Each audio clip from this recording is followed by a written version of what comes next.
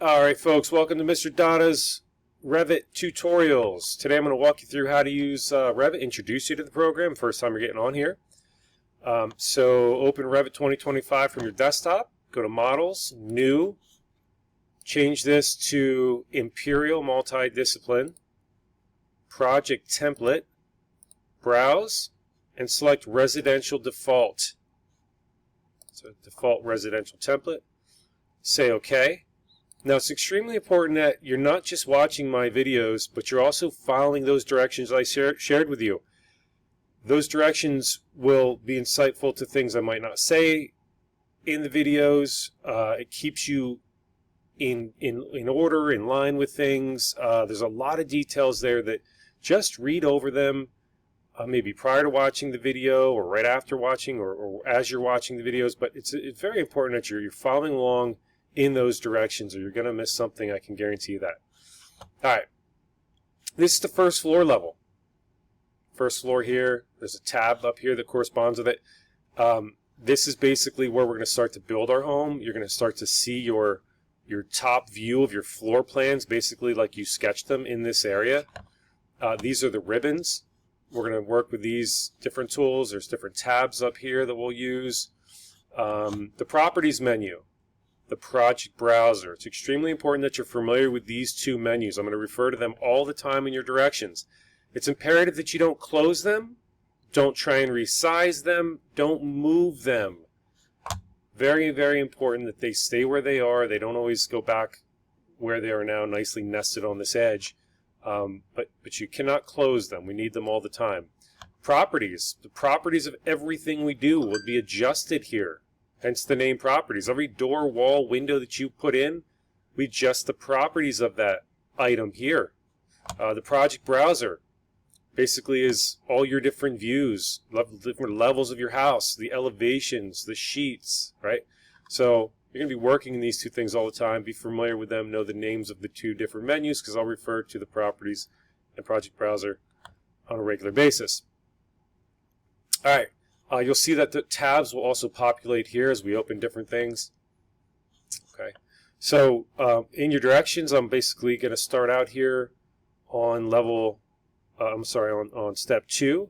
So we're going to adjust the levels of our house. We're going to go down to elevations, go to the north view, the north elevation, double click. Here's all the levels that are in this default template that we loaded. Obviously, we're not going to have a foundation or a basement, so we don't need these levels. We don't have a second floor, so we're going to tweak this a little bit.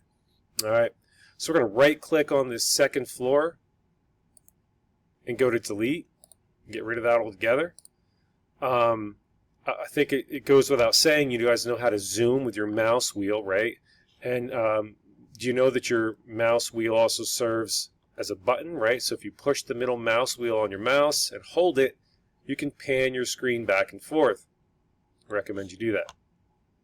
All right, so now we're going to double click on the roof level height, this lower box, double click, and we're going to change that value to 10 feet, and then we can just click out here in space or hit enter, and it'll update automatically.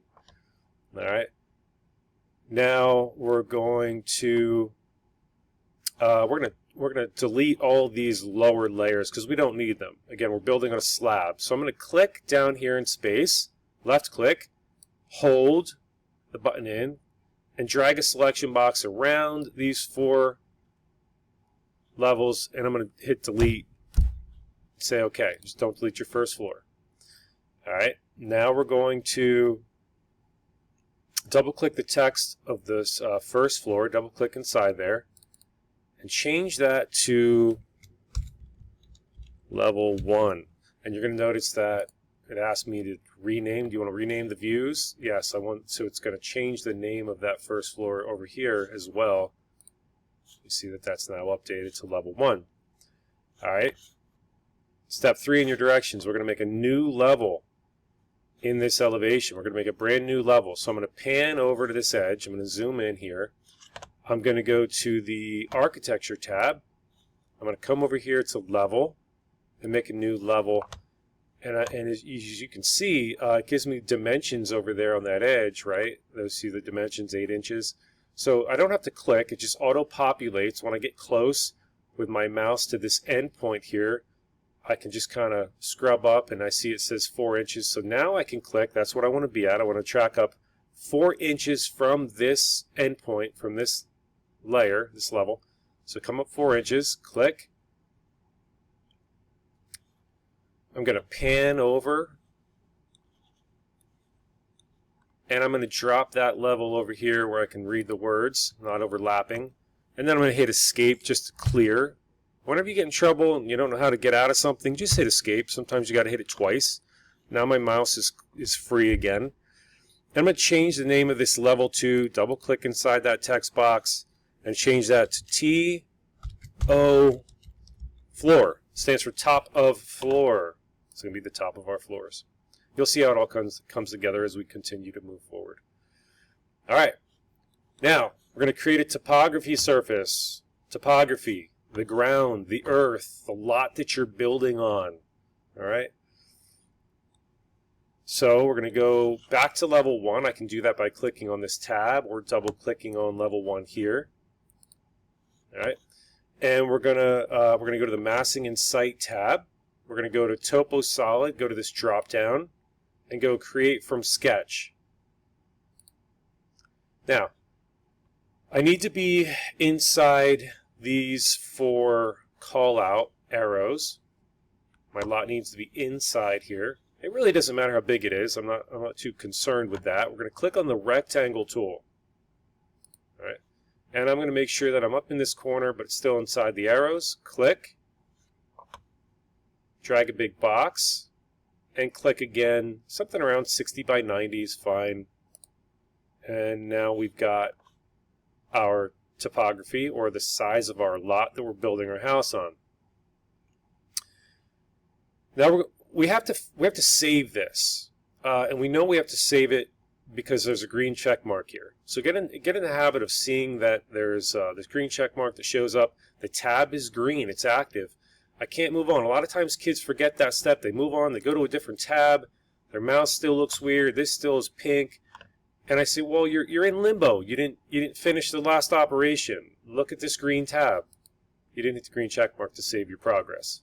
So hit that green check mark, and now click here, and you can see there is our topography. All right. Now we're moving on to step 5. I want to show you how you can look at things in 3D. See this little house? Click on that little house there. It's our 3D mode. And now we can see from a different view. I like to orbit.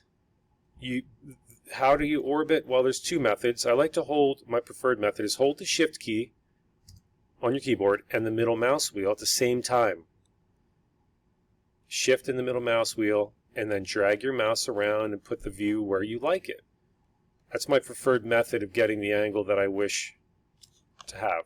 You can also use the view cube, and it has very specific angles only, but you can do dead-on views, you can do dead-on top views, you can spin it around with this arrow, but I prefer just to use my Shift key and the middle mouse wheel to orbit like that. So that's how you go to 3D. You can also go to view, and there's a 3D home there as well, but I think it's easier just to click on that little house, right? Alright, so you're going to use that all the time. Notice how everything I've clicked on, it populates a new tab. Very easy to kind of move back and forth there in between those different levels and features. Alright, now we're going to make the building pad, step 6 on our directions. We're going to go to level 1. We're going to go to the structure tab, and we're going to click on slab. Alright, remember, we're building on a concrete slab. Now, on the properties menu, over here, we want to look and make sure and confirm that it's on level 1. All right, just make sure. And we're also going to change the height offset to 4 inches. That means that we're going to be sitting on top level 1 with a 4-inch offset. Now we're going to click on the rectangle tool. I'm sorry, actually, this is your building pad. This is the perimeter of your home. So you got to have your sketch in front of you, and you've got to know all the dimensions. Now we did that. We did that legwork. That's why I made you make your sketch accurately to scale with dimensions. So you got to have your sketch. You're going to use the line tool, and we're going to literally trace the outside of your home, the perimeter of your home. Start in one of the corners, it doesn't matter, start in a corner, and go around the house until you're done. So, you know, pick a back corner somewhere and figure out where you want your house to sit on the lot. I would say just put it somewhere in the middle here. All right, and notice as I drag my mouse, if I'm drawing this edge of the foundation, the slab, you can see the foot marker there, 22 feet 0 inches, but you can also type in a value. I think that's a little quicker than trying to hone in on a number by moving your mouse like this. Just type in the number. If you know it's, you know, your garage is 22 feet long, just type 22, enter. You know, maybe there's a bump in the house and you got a 3-foot offset here, 3, enter. And you come across and maybe it's 25 feet and so on and so forth. So notice when I get over to this point, it finds that endpoint for me. I don't have to type in a value actually. I can just come over here. It snaps. When you see those dashed lines, you know it snaps perfectly in line with that other endpoint. So you can just click, come up and snap back to the endpoint and close your foundation. All right. Now, remember, what do we need to do to save our progress? We got to go up here and click on the green check mark to save what we've done. All right. Now it does show a little bit of a texture. That's because it's concrete, and concrete has a little symbol that the little texture they put in there to represent concrete. Now, in order to make this look a little more realistic, we're going to go down to the bottom of your screen, and there's a menu down here, and we're going to select this box right here, this kind of oblique looking cube, and we're going to change it to realistic.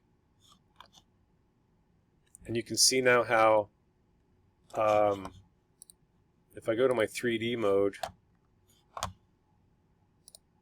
thought it did it. I thought it would have saved for all the views, but I guess I got to do it again.